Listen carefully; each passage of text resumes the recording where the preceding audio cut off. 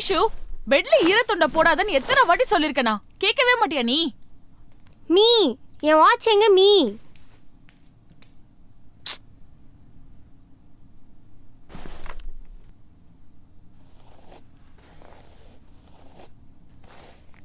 Me, இந்த பொட்டை வைக்காதீங்கன்னு எத்தனை தடவை சொல்றது?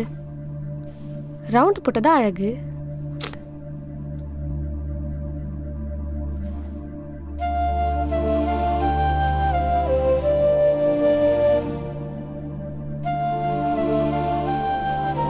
இந்த ரவுண்டு பொட்டுக்குள்ள உங்க அப்பாவோட நான் சேர்ந்து வாழ்ந்த நாட்களோட ஞாபகங்கள் நிறைய இருக்கு.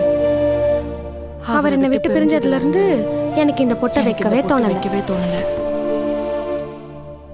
இதே புராணத்தை நான் இன்னும் எத்தனை தடவை தான் கேட்கறது?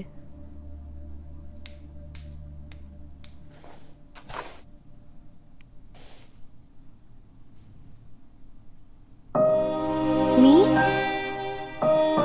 அப்போ அப்பாவை முழுசா உன் லைஃப்ல இருந்து தள்ளி வச்சிட்டல?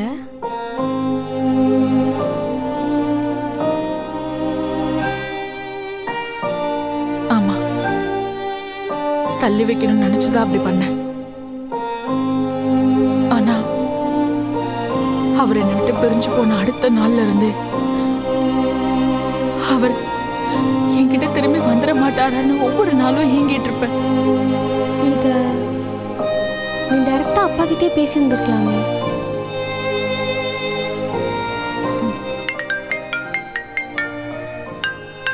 நீ இருங்க, நான் போய் எடுக்கிறேன்.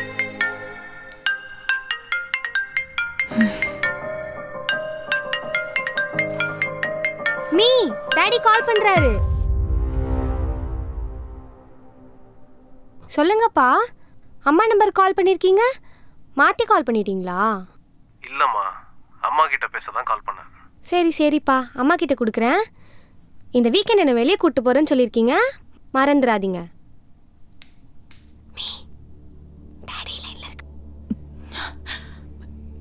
எனக்கு ஏன் கால் பண்ணிருக்காருன்னு கேளு. எனக்கு தெரியாது, நீ ஏன் பேசிக்கோ.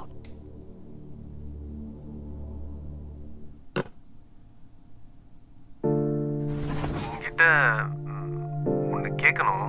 எதனால நம்ம பிரிஞ்சிடலான்னு முடிவு பண்ண? என் மனசுல நிறைய இருக்கு விஸ்வா. நான் கொஞ்சம் பொறுமையா யோசிச்சிருக்கணும். இப்ப நம்ம ரெண்டு பேரோட நிலைமைக்கு காரணம் என்னோட ஈகோ தான்.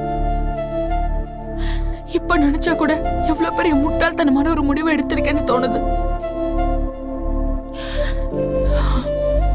நம்மளோட வாழ்க்கையோட முடிவை நாம மட்டும் பேசி முடிவு எடுத்திருக்கணும். தேவையில்லாம மத்தவங்கள உள்ள நுழைச்சிருக்க கூடாது. நடுவுல உங்களுக்கு உடம்பு சரியில்லாம இருந்தப்ப ஐஷு கூட நானும் ஹாஸ்பிட்டலுக்கு வந்திருந்தேன். ஆனா உங்களை ஃபேஸ் பண்ண தைரியம் இல்லாம வெளியவே நின்னுட்டேன். என்னை விட்டுட்டு போனவ தானே, இப்ப மட்டும் எதுக்கு வந்தேன்னு கேட்டீங்கன்னா என்னால தாங்கிக்கவே முடியாது.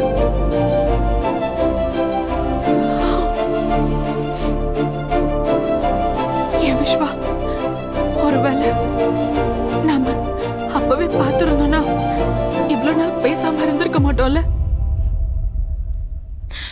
இப்பல இருந்து பேச ஆரம்பிக்கலாமா? நான் பார்க்கலமே வருவேன்.